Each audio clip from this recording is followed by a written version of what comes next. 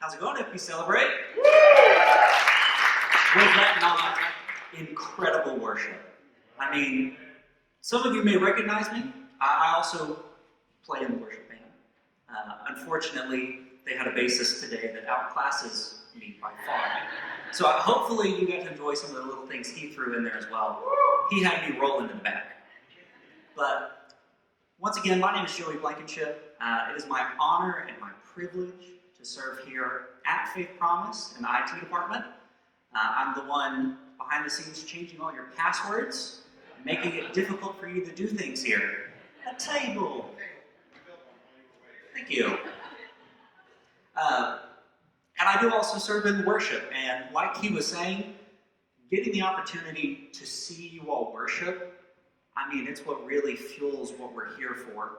I usually tell people when I'm training them for Infuse for the weekend, whatever you give, the audience will give back 10%, and FpCelebrate is the exception.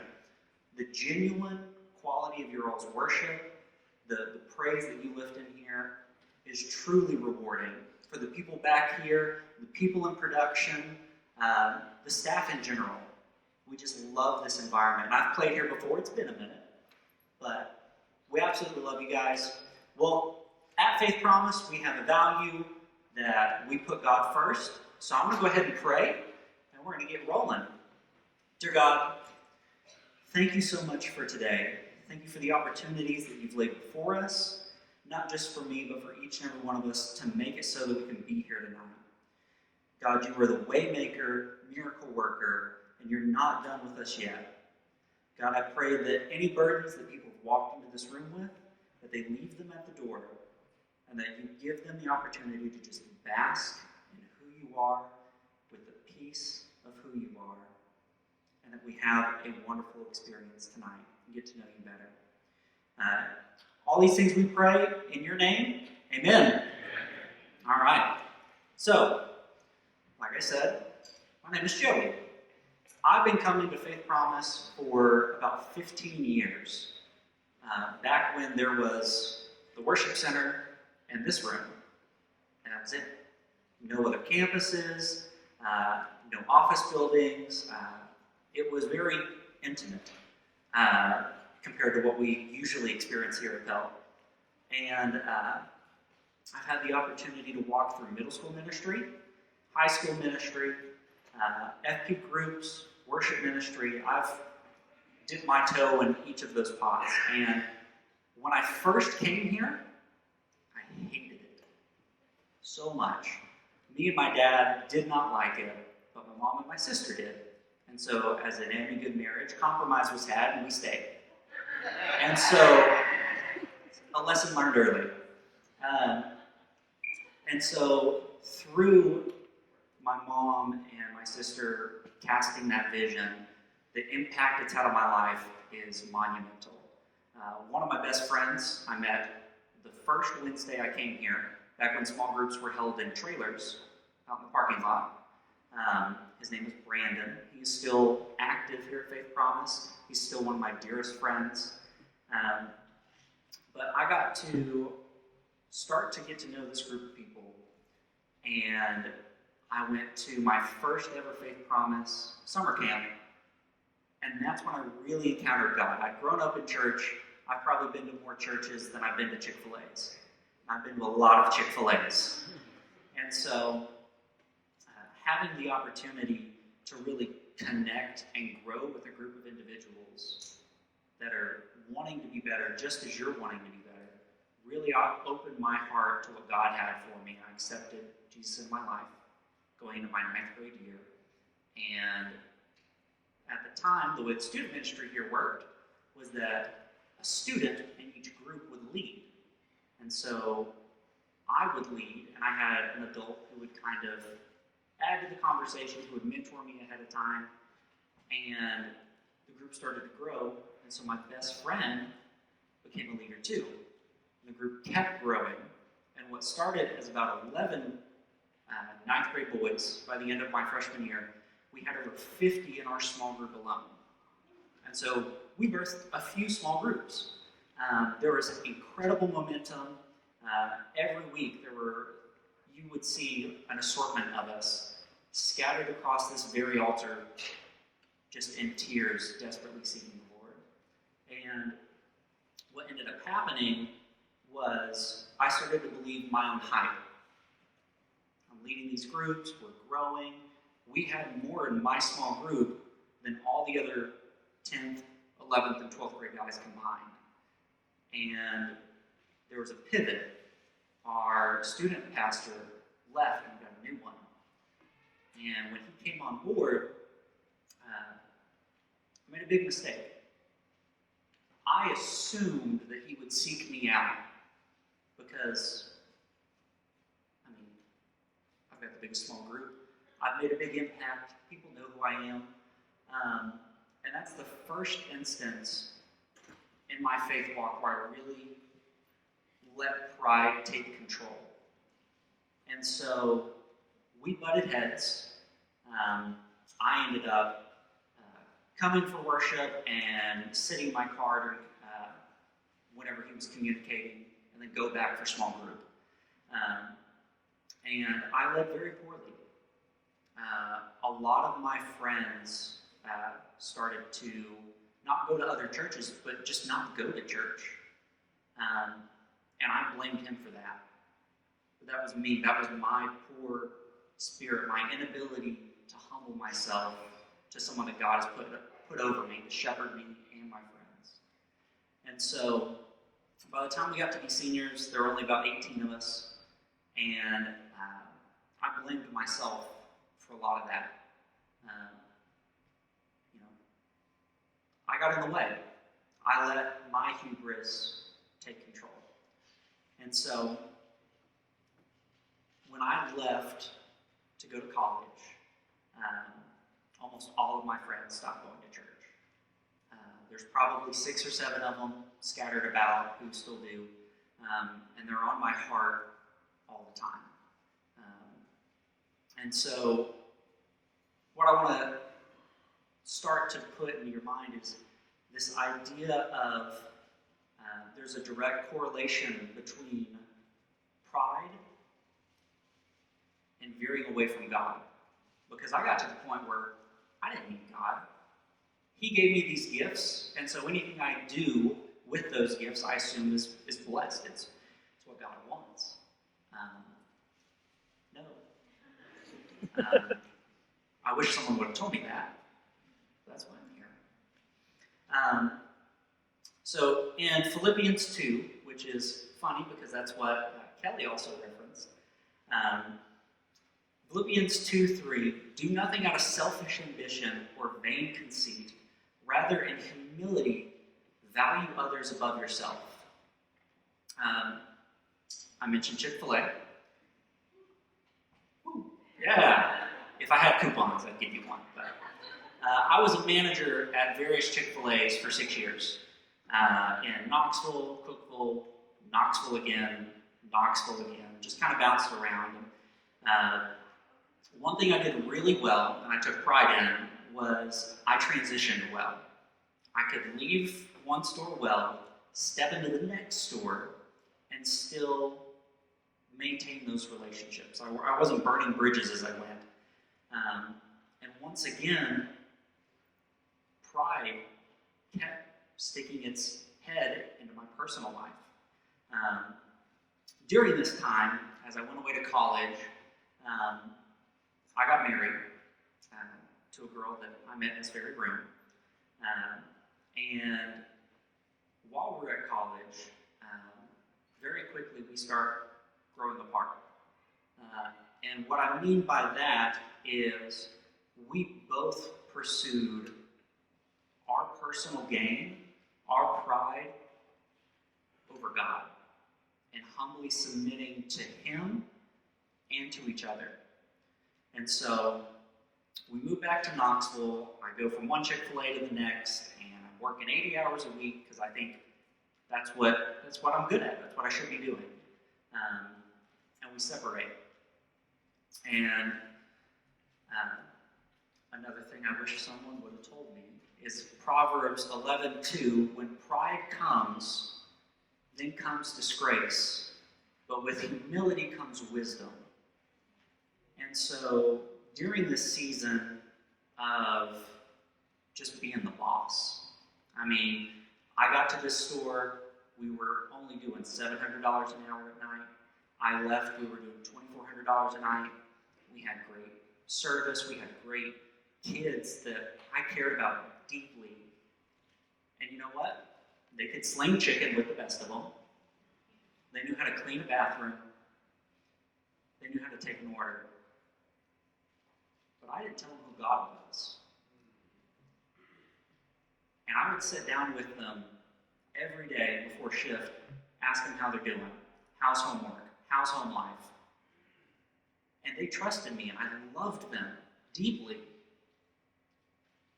But I was so full of myself and what I felt like I could do. They don't need God. I don't need God. And so even though, as a born-again believer, I'm working at a Christian company with all Christian principles, you are unable to work at Chick-fil-A and not hear at least 3 or 4 Bible verses by the time you get through orientation. I mean, it's just, we pray before every shift, so your food comes pre-blessed. You're welcome. I was hoping someone would call me on that. Yes, it is my pleasure. But no, you're fine. But what happened was I continued to just push forward. I'm going to be an operator. I'm going to run my own Chick-fil-A. I'm going to make a ton of money. It's going to be great. It's going to be easy. And when I started to walk through that divorce, I increased my work hours. I was already working 65 to 70 hours a week. Now I'm working 80 plus just to not think about what life is like when I walk back out of those doors. And with the remaining time that I had, I didn't hang out with friends. I didn't practice the bass. I drank myself to sleep every night. That includes when I worked an early shift and got off at 2. I'd be in bed by 3, and I would just drink until I was asleep. And what hurt the most was that I knew in my heart of hearts there was something more. There was a calling that had been put on my life to change lives. And I was numbing it away. And so, one day, on a Saturday, I worked a 12-hour shift, which means I worked 12 hours, I sat around in the lobby after close, we hung out, talked, got home late, crawled in bed, drank myself to sleep, and then I woke up Sunday morning earlier than I should have, and I knew I've got time to make it to church. Now, during this season, I was attending a church, just to attend, just to have the conversation piece of, I was at church this Sunday. Where were you at? But I hadn't been back to Faith Promise in a couple years, mostly out of shame. I knew as soon as I walked through that door, people who knew me when I was this tall and knew what I'd gone through, and even the ones that didn't know what I'd gone through, they're going to ask questions. So I sat in the parking lot. I said, okay, I'm going to go in. No one's going to see me. Funny, everybody sees you. And so, even in the audience, like I said, we get great joy out of watching people worship. There were people who were serving that weekend who were playing that recognized me from the stage. Man, it's been so long. How are you doing? I didn't want to say anything. It's fine. I'm just working. No big deal. But the person that got me the most was a volunteer who I had seen here every Wednesday from the time I first showed up, and I saw her until I graduated, and even after that, she would always come up to me and say hello. Apparently, she had established a spot at the service. She always sat here. It was her thing. I hadn't been in a while. I didn't get the memo. So, I sit down in her spot. And so, with her being such a kind-hearted, sweet person who just loves in a very unconditional way, she's, hey, so good to see you. I haven't seen you in forever. How are you doing? How's the wife? And I just grin and bear it. Just I can't tell her. I can't. I simply can't. And as soon as service was over, I didn't get up. I sat there, breathed for a moment, shed a couple tears, and I walked towards the back, and Michelle, our worship pastor, was back there. Once again, everybody sees you. It's kind of fun, it's kind of not. And she's like, hey, how are you doing? We need bass players. I'm good. What? I hadn't played in probably 3 years, and quite frankly, the first time through, I skipped my audition because we had no bass players. So I stood here with a music stand, and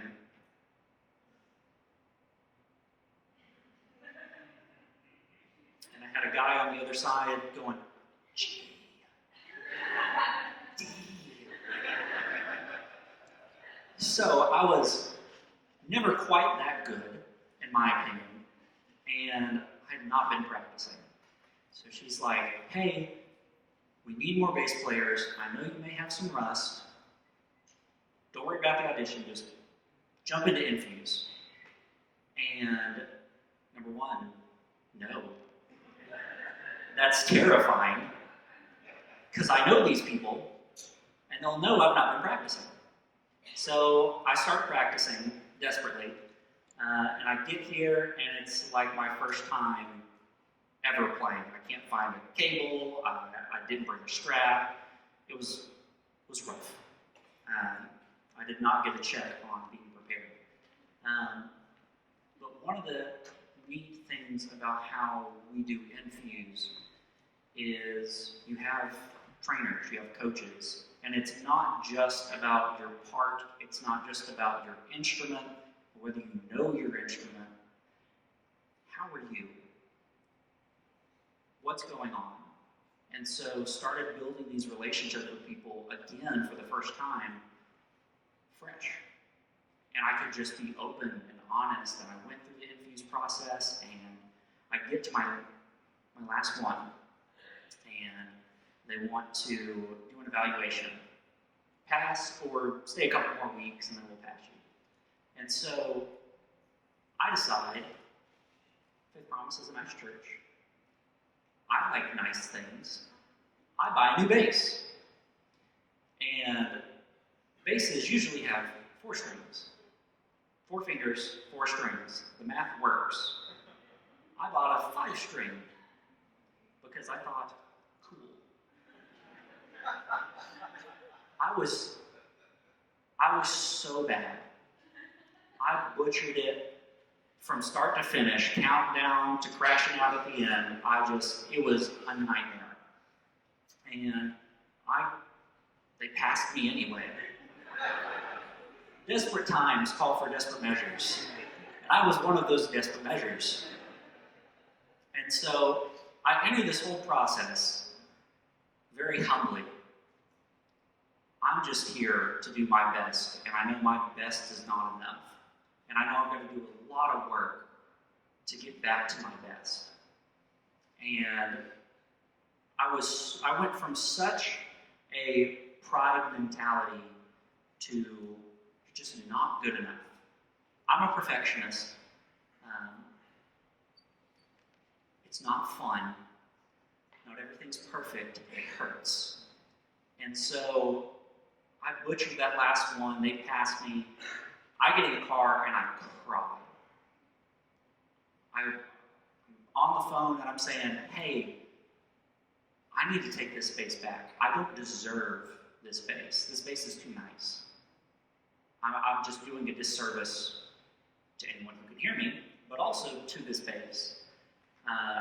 And luckily, I have people speaking into my life. No, keep at it. It's new. You'll figure it out. And I have. It's my buddy. Take it everywhere. It's usually sitting in my office, even though it never gets played in my office, just in case I want to play it. But the more I played, and they needed me every weekend, I was always at Blunt, Hell, Farragut, North a couple times, Anderson a couple times, always felt needed. People did a really good job encouraging me. And again, I started to let pride get in the way. And so, as a Christian, I've figured out that if I don't have people in my life who feel like they've been given the authority to call me out, I can hop on that pride train and end up somewhere I do not want to be. That's right. So, I just got done with a 2-month break from the weekends. No weekend worship, just I want to attend and just, I don't care about the chord progression, I don't care what the metronome tells me to do. I'm just here for the words, and I'm here for God. And I found out very quickly, I didn't know a lot of the words to the songs, which was very disheartening, because I had just become so consumed with playing what I felt, using my voice to just play and be in the moment, that I wasn't even sure what I was preaching. Because those words preach. That worship means something. And so it's been very interesting for me standing in the audience, and we only show one line of words at a time. I don't know if you know this. And I would try to play the game, what's the next lyric? No idea. But I can tell you what note it was. So, finding that balance to where the burden is not on you, that you can submit humbly to the authority that God has over your life in the little things and the big things. I had to learn to give my work away. That product that I present at the end of the workday is not my product. It is a product that God has achieved through me. And He deserves the glory, not me. And so, as a staff member, I'm so humbly grateful for each and every one of you enabling me to find my gifts, to help minister to the staff. Because, someone like Corey, number one, he's loud, but number two, he talks to a lot of people, and it might be related to the first thing. And so I get the opportunity when I meet with Corey to have genuine conversations, not just about what problem he has, but just about how life is. How's the family? And that's really all that we need to do to start to find our voice, is to, hey, I'm here for your problems, but also, let's just talk about you. Let's see where your pride may be getting in the way of what God's trying to do with you. And so, one thing I do very well, I'm a very good mimic. Someone makes a sound, ding, and I just do it instinctually, and it's terrible, and it makes life weird. So I honk my car horn, and every time I honk my car horn, I mimic it. So I do that with other things too. So stepping into IT, I didn't know much about IT other than Chick-fil-A IT. which was call IT. So there's been a lot of great opportunity for me to learn from the two gentlemen that I work with that work incredibly hard and feel an incredible burden for the work that they do. And so they'll show me something, and it's kind of the one and done. Like, I want to hear it once, I want to move on. And one thing that's been difficult has been I can't mimic those around me who are humble and genuine. You just can't fake it. I mean, you can't. I've seen a million people talk. They use their hands. I use my hands. They use this mic. I use this mic. But I can't mimic their gift. I can't mimic their calling because that's their calling. It's something specific to them. So I just humbly, when Corey asked if I would do this, and then gave me no parameters, I didn't know what I was going to do because I was like, well, what do you want me to say? What's everybody else doing? And sitting in a meeting just about 3 weeks ago, someone was talking, and just as clear as day, you need to tell people how to find their voice as a Christian. A lot of us in this room may be new believers, and a problem that a lot of us have experienced in the church is you get saved, and then there's not been a great amount of hand-holding. Hey, this is how I do a quiet time. Try it. How's it going? Have you made any adjustments? This is how I read the Bible. This is what discipleship looks like. And so I would argue the more that you humbly submit to the calling that God has placed on your life,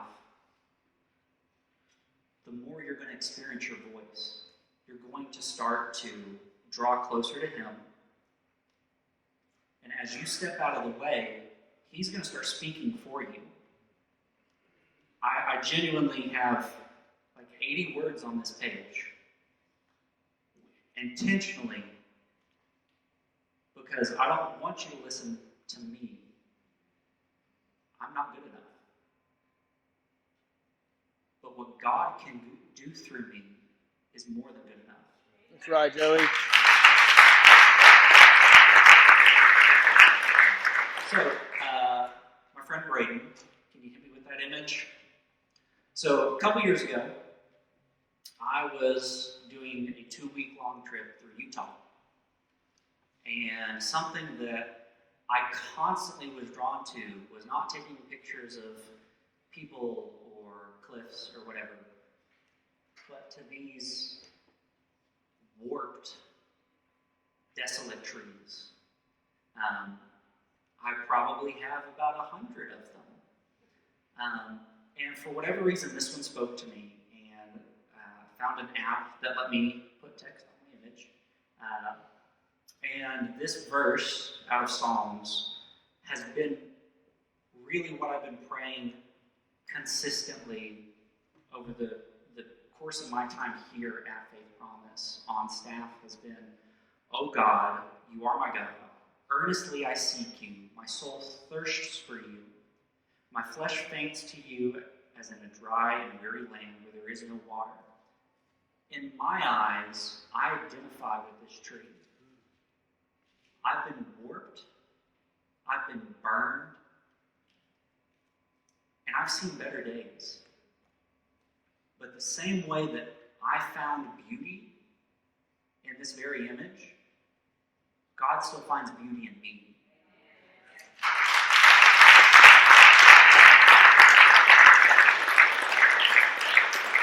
So if you've not entered into a relationship with God, it's pretty swell. It is something that life doesn't magically get better, but if you submit to God, not only will your life get better, but the people around around you, their lives will be transformed too. And you can say, you know what? That wasn't me. That's God.